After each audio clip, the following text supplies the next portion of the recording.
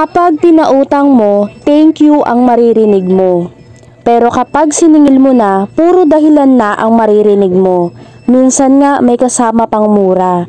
Bakit nga ba ang iba ay ayaw magbayad ng utang? Kahit may pambayad naman. Inuuna ba ang luho kaysa magbayad? Ang galing mangutang, pagbayad sobrang makunat. Nahihirapan bang bitawan ang perang pinaghirapan? Paano naman yung inutangan na pinaghirapan din?